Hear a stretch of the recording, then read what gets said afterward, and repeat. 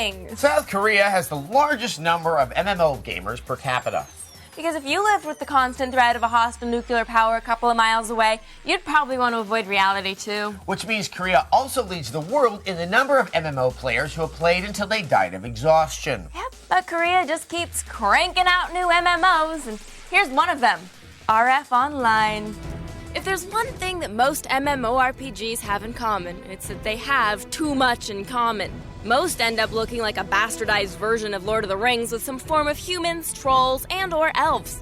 RF Online tries to set itself apart from the pack with its sci-fi setting, which is admittedly different. However, it doesn't quite avoid all the other MMO pitfalls. The RF in RF Online stands for Rising Force. I'm guessing this abbreviation was necessary because, let's face it, no one likes to say 5-syllable phrases anymore. In RF Online, you can create a character from one of 3 races. The Akrisha are a race of robots bent on, like every good robot should be, the total annihilation of all living beings.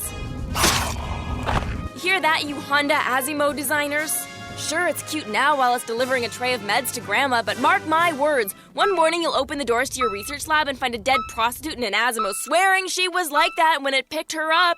The Korra are a humanoid race that rely on summoned spirits to help them in battle. Kinda like my Uncle Randall. Only I'm pretty sure those were a different kind of spirits, and he usually used a bartender to help summon them.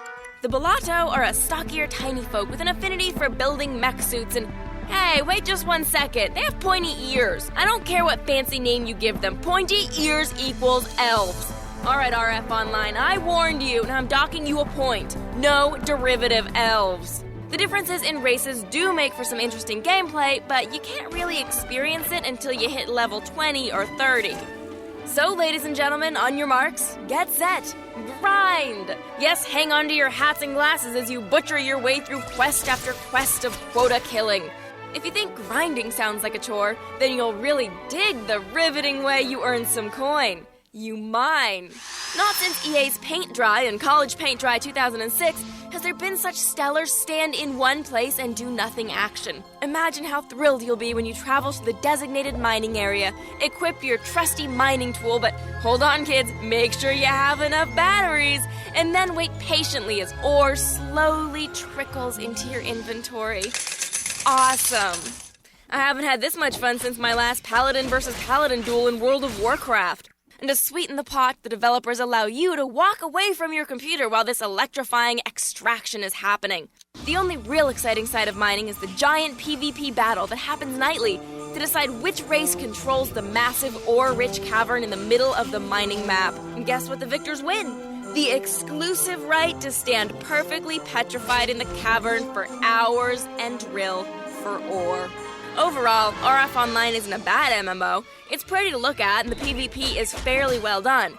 Its biggest downfall is the overabundance of menial tasks. I get enough of that in real life, thanks. We give RF Online, -1 point for the unoriginal elves, another for how lame mining is, 3 out of 5. MMOs are so addictively boring. Well, focusing all your energy on something that doesn't matter is about like meditation. Yeah, but if there are more orcs in Buddhism, I would join.